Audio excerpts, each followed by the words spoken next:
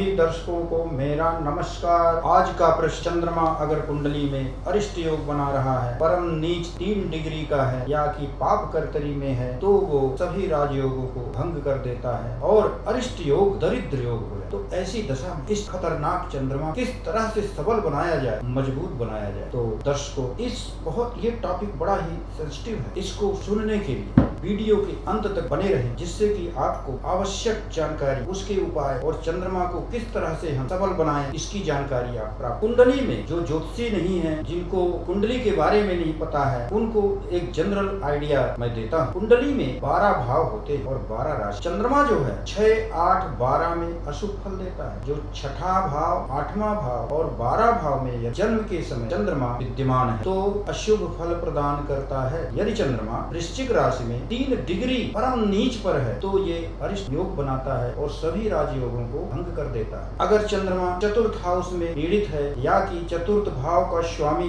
Lord जो है 6ठे भाव में, तो माता के मृत्यु का कारण बनता है। यदि चंद्रमा शुक्र की राशि ऋषभ में टौरस में चंद्रमा उच्च का होता है। कर्क राशि चंद्रमा की स्वराशि है, अपनी राशि है, तो कर्क राशि में और टौरस राशि में चंद्रमा अच्छा फल देता है, शुभ माना है। अमावस्या के दिन चंद्रमा बहुत ही कमजोर होता है। जो जातक अमावस्या के दिन पैदा हुए हैं या पैदा होते हैं, उनका चंद्रमा बहुत कमजोर, क्योंकि उस दिन चंद्रमा प्रतिपदा, चतुर्दशी, प्रतिपदा और अमावस्या, ये 3 दिन चंद्रमा को बहुत कमजोर बनाते हैं। उस दिन चंद्रमा नहीं दिखता और फिर धीरे धीरे ये चंद्रमा बढ़ने लगा और ये पूर्णमासी के दिन फुल मून डे होता है, यानी पूर्णमासी का चंद्रमा सबसे शुभ चंद्रमा माना जाता है, क्योंकि उस दिन पूरे आकाश मंडल में अगर हम पूर्णिमा के चंद्र के नीचे बैठ करके शीतल चंद्रमा, वो बहुत ही शुभदायी शुभ फल प्रदान करने वाला। अगर चंद्रमा पाप ग्रहों के साथ, जैसे चंद्र शनि के साथ हो गए, तो ये विष योग बना। चंद्रमा अगर शनि केतु चंद्र हो गए तो ये संन्यास योग बना। मंगल चंद्र और केतु हो गए तो ये लंगोटी योग बना देता है। ऐसे योग में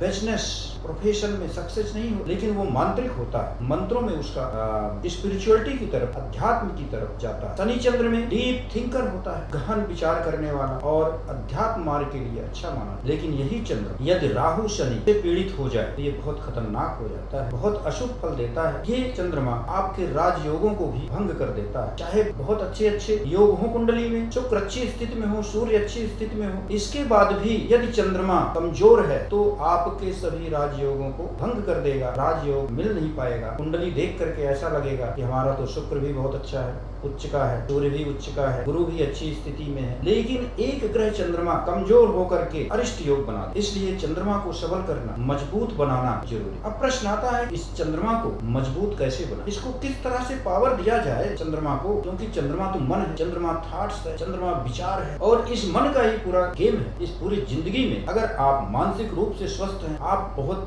मन के दृढ़ निश्चय करने वाले, तो आप बहुत ऊंचाई तक जा सकते। भगवान श्री कृष्ण का चंद्रमा इतना उच्च का था और उन्होंने महाभारत के युद्ध में अर्जुन को उपदेश दे रहे थे। एक तरफ लाशें बिछी, लेकिन उनका मन डगमग नहीं हुआ, वो दृढ़ पुरुष की तरह अर्जुन को देश देते गए और गीता का निर्माण। तो ये दृढ़ चंद्रमा, मजबूत चंद्रमा का प्रभाव। चंद्रमा को मजबूत करने के मैं कुछ उपाय बताता हूँ। सबसे पहले चंद्रमा के कमजोर होने के कुछ और लक्षण बताता हूँ। यदि आपका चंद्रमा कमजोर है तो आपको मिर्गी की बीमारी, mental problem, mental disorder, dengue, TB, thyroid, फेफड़े के रोग, इंटेस्टाइन यानी कि आंतों संबंधित रोग, इस तरह के रोग आपको ग्रसित कर लेते हैं। जानिए कि आपका चंद्रमा कमजोर है। चंद्रमा एक जल तत्व है और शरीर के अंदर 60-70% वाटर होता है, पानी होता है। तो यानी कि चंद्रमा हमारे पेट को भी कंट्रोल करता है। पेट में नाभि के पास जल भरा हो, यानी कि अपच, डाइजेस्टिव सिस्टम को भी चंद्रमा कंट्रोल करता है। तो इस तरह से अगर आपके माता जी को प्रॉब्लम है, माता से आपकी नहीं बनती, माता से वाद विवाद रहता है, तो भी आपका चंद्रमा बहुत कमजोर। तो अपने चंद्रमा को मजबूत बनाने के लिए आपको बहुत ही सटीक चमत्कारिक उपाय बताता हूँ। पहला नंबर का जो उपाय,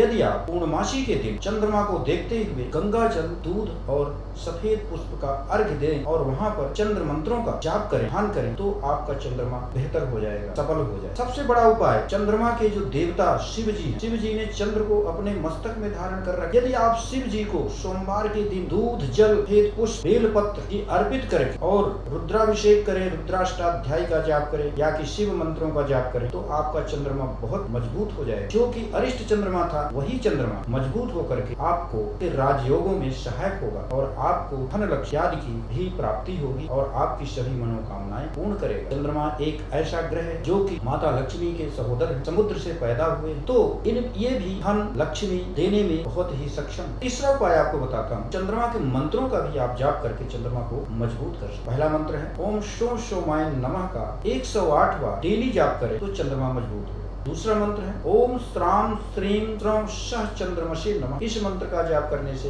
भी चंद्रमा मजबूत होगा। चंद्र गायत्री मंत्र है, इसको भी जाप करने से चंद्र गायत्री मंत्र ओम क्षीर पुत्राय विद्महे अमृत तत्वाय धीमहि तन्नः चंद्रः प्रचोदयात्। इस मंत्र का जाप करके आप चंद्रमा को बलवान कर सकते हैं। अब चंद्रमा से संबंधित दान करके भी आप चंद्रमा को बलवान कर सकते हैं। यदि आप चांदी का टुकड़ा, चावल, दूध, कपूर ये दान करें तो आपका चंद्रमा मजबूत होगा। लेकिन अगर आपका चंद्रमा नीच का है तो आप कभी भी सफेद चीजों का जैसे चावल, मोती, दूध, मिश्री, कपूर इन चीजों का दान आप ना दें। एक और चमत्कारिक उपाय है, यदि आप शंख, सफेद पुष्प, दूध, सीप और गंगा जल एवं पंचगव्य इन सभी को मिला करके जल में मिला कर 7 सोमवार तक स्नान करें तो आपका चंद्रमा बहुत मजबूत होगा। इस तरह से आप चंद्रदेव को मजबूत करके अपने जीवन के सभी समस्याओं से निजात पा सकते हैं और मानसिक लेवल को भी बढ़ा सकते हैं। आप हमारे चैनल को सब्सक्राइब करिए, लाइक करिए और शेयर करिए। बहुत बहुत धन्यवाद।